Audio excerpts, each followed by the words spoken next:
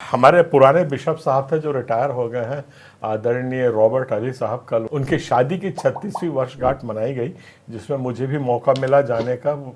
और बाकी सब तो अच्छी अच्छी बातें, सब कुछ था, फूल वूल मिठाई खाना पीना सब ये सब बातें थी वहाँ पे। पर एक बात मेरी थोड़ी सी वहाँ पे कचोटी है, वो मैं आप लोगों के साथ शेयर कर रहा हूँ। और वो ये है कि आज हम देखते हैं कि शादी करना और शादी के बाद डाइवोर्स तुरंत लेना, ये एक प्रथा बनती जा रही है अपने समाज में, हिंदुस्तान में। लड़कियां शादी करती हैं, शादी करके 15 दिन के बाद भाग के आ जाती हैं, फिर भारी भरकम पैसों की वसूली करती और डाइवोर्स का अप्लाई करती हैं, और उसको डाइवोर्स हो जाता है, पैसा मिल जाता है, तो फिर वो दूसरी शादी करती हैं। ये एक प्रथा है और ये हकीकत है, ये सच्चाई है, ये इसको छुपने से नहीं होता है, कहने से नहीं होगा। और हमारा समाज जो है वो भी अछूता नहीं है लालच से, भ्रष्टाचार से।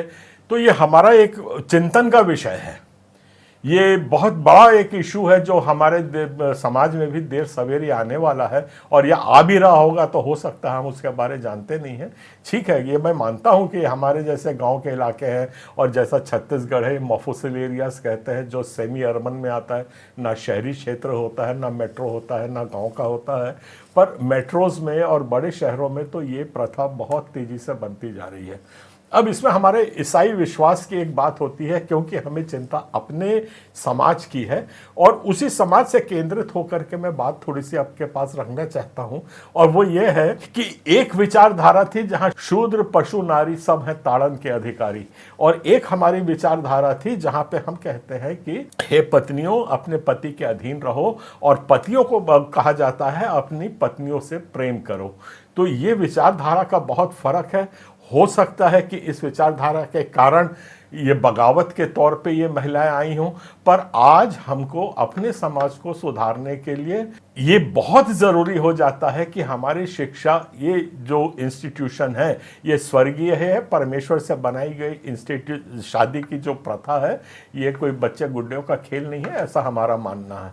और इसको और स्थिर और मजबूती देने के लिए हमारी जिम्मेदारी और बढ़ जाती है। जितने अगुवे भी हैं, हमारे जितने यंग पीपल हैं जो शादी के लायक लोग जा रहे हैं, इनको भी इस बात पे सोचना होगा कि हे पत्नियों, तुम अपने पति के अधीन में रहो, और हे पतियों, तुम अपनी पत्नी से प्रेम करो।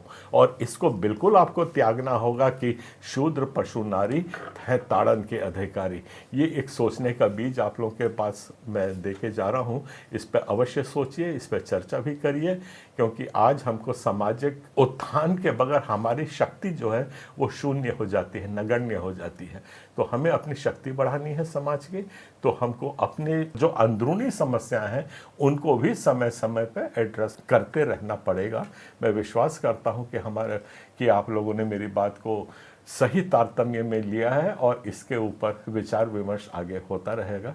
आप सबको जय मसीह, जय जोहार, जय छत्तीसगढ़।